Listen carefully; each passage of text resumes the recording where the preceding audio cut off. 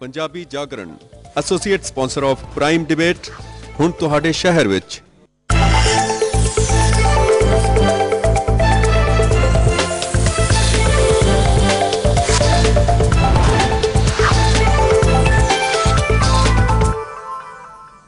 Hello and welcome to Prime. We also welcome the viewers of G Punjab in the US. In the studios today we are joined by Brigadier V.K. Sharma, who has had a long stint in Jammu and Kashmir, Mr. A.S. Sidhu, former IG of the CRPF, and Mr. Ajay Jagga, who is a human rights lawyer. But first, let's take a look at the headlines.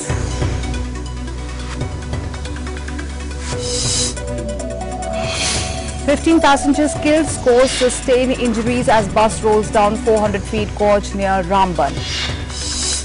Kashmir's most wanted terrorist killed in Sopore encounter. LET's Abdullah Uni had dodged security forces 8 times. CRPF hires former army men to give push to anti-Naxal operations. Home Minister says left-wing extremism is most violent. And High Court rejects SGPC petition to prosecute advocate Harbhagwan Singh in Sehzari case issue. SSF petition listed before Supreme Court for Wednesday. And now news in detail. 15 passengers were killed and 18 injured when a minibus rolled down a 400 feet gorge in Digdol area on the Jammu-Srinagar National Highway in Ramban district this afternoon. One passenger has still not been located. The ill-fated minibus was on its way from Ramban to Neel area in Banihal. The vehicle rolled down a gorge infamous as Huni Nala, over 150 kilometers from Jammu city. Locals along with police and army teams reached the spot and started the search operation. 12 seriously injured passengers were airlifted to GMC hospital in Jammu.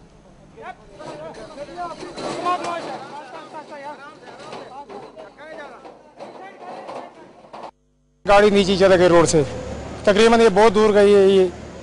ये गाड़ी नाले में गई, बस पूरी भरी हुई थी। बस गाड़ी तो नदी में, गाड़ी तो नजर ही नहीं आती, उसके फड़का फड़का हुआ है। The Taliban launched a complex assault against the United States Embassy and the nearby NATO headquarters in Kabul today afternoon, pelting the heavily guarded compounds with rockets. At least 10 explosions and waves of automatic weapons fire were reported, though it was unclear precisely how many assailants there were or whether they were attacking from a single or multiple locations. The attackers were holed up on several floors of a tall, partially built concrete building that offered a bird's eye view of the secured diplomatic and military compounds about a half-mile away.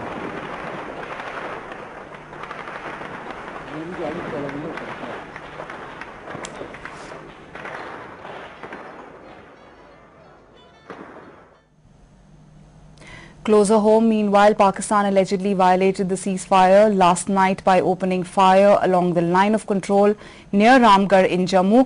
Army said the firing was intended to give cover to militants trying to cross into the border. The army fired back and the gunfire was exchanged for about 30 minutes.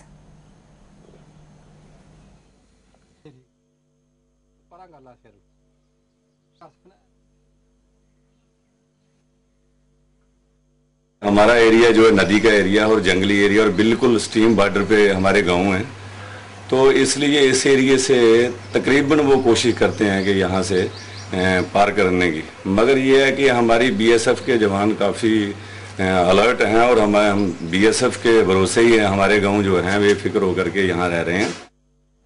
Pakistan-based Lashkar-e-Toiba suffered a major setback today when security forces shot dead its chief operational commander Abdullah Uni at Sopore in North Kashmir. A Pakistani resident, Uni was active in Kashmir for nearly a decade and figured on top of the most wanted list of militants. He was also one of the accused in the murder of moderate separatist leader Maulana Shaukat Ahmad Shah, who was killed in a blast outside the Srinagar mosque in April. Uni had managed to give a slip to security forces at least 8 times in the last 2 years.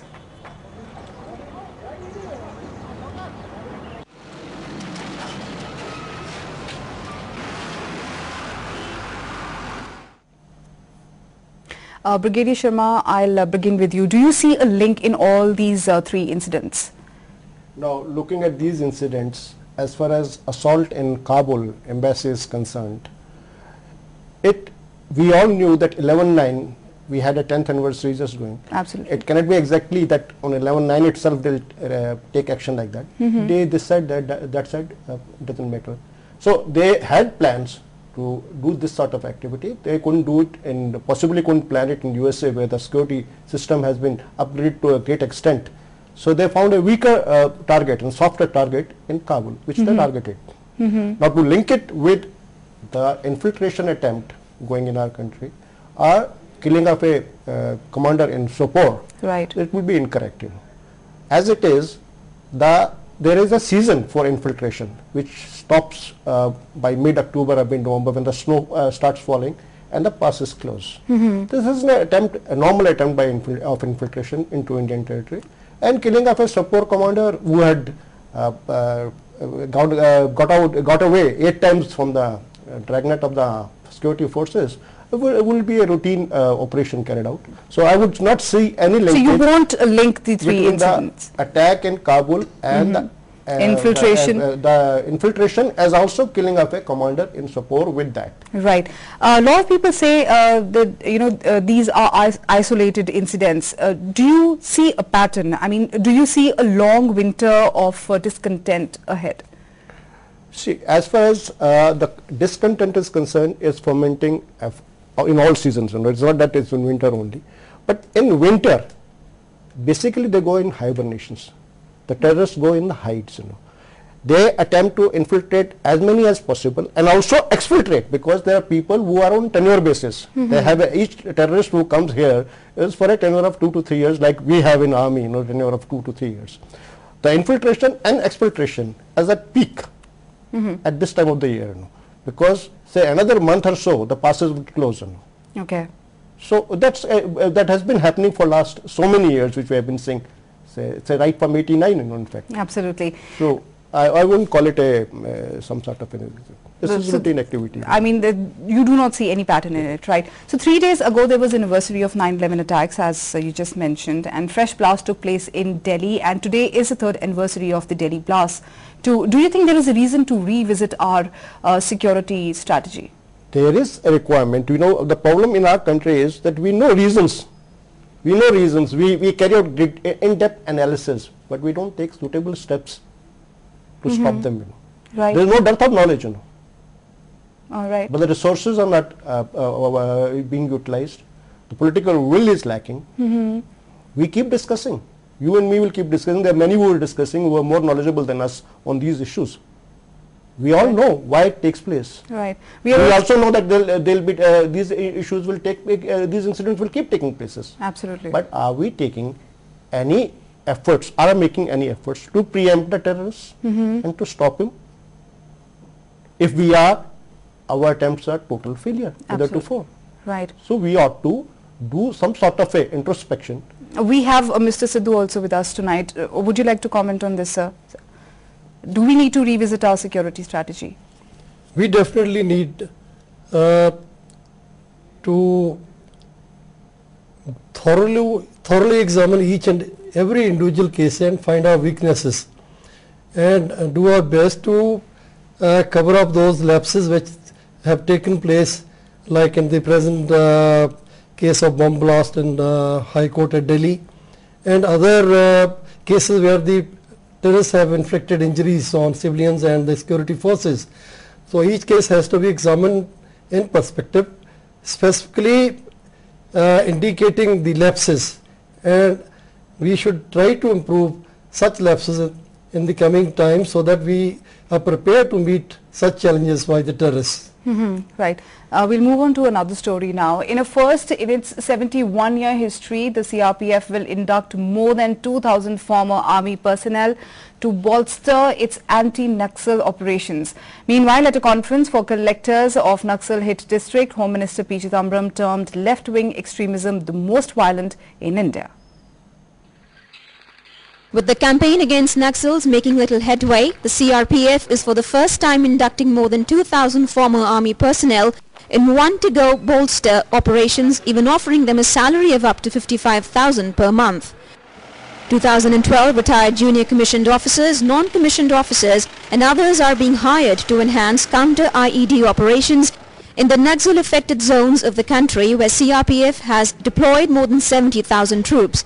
The ex-army men who would join their ranks in 6 months will be veterans from the Corps of Engineers and Infantry and are required to have trained themselves in specialized courses. Meanwhile, at a national workshop for collectors of 60 Maoist-hit districts, Home Minister P. Chidambaram termed left-wing extremism the most violent movement in India. He said the burden of governance in the Naxal-hit districts must rest with the states. The central government simply does not have the human resources or the administrative resources to directly administer, in a sense, directly administer 60 districts or more. Left-wing extremism does not spread from these 48 districts to the adjoining 12 districts. We are now trying to add another 20 districts under IAP. I think the Planning Commission has cleared only 18. So with 60 plus 18, we will still cover only 78 districts. And the burden of governance in these districts must squarely remain with the state governments. Most of these districts are far away from the administrative centers of their respective capitals. The administrative boundaries within these districts go back 50 years, and therefore some of the blocks in some of these districts are bigger than some of the states of India.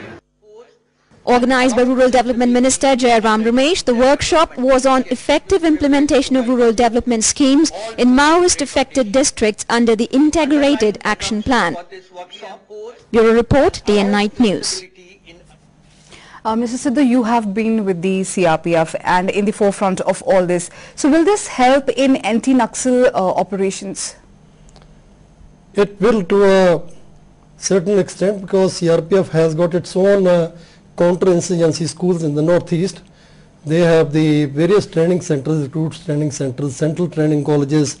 So we needed specially trained personnel to detect and diffuse mines and explosives in the Naxal-affected states. CRPF could not train such large scale of instructors in a shorter period. So the MHA have gone in for recruitment of ex-armed personnel to train the CRPF personnel deployed in various Naxal-affected states. Right. Today we have 64 battalions of CRPF deployed in various Naxal-affected states. So most of these are affected badly, and our men are not able to detect and diffuse the mines because of the fact that they are not trained. Now they are gradually being trained in a very effective manner, but the induction of ex-army personnel who are trained in the engineering corps will be of greater use. Right. I'll come to Brigadier Sharma. Do you think there will be many ex-servicemen joining the CRPF? Definitely, you know. Firstly, like I just heard, that it's infantry as also the people from Corps of Engineers. I have a point to raise, that as far as infantry is concerned, I have operated with CRPF, I have operated with BSF. As an infantryman, they are as good as a normal infantryman of the Indian Army, you know. It's what is lacking in case of CRPF is expertise of engineers, the Corps of Engineers. Okay.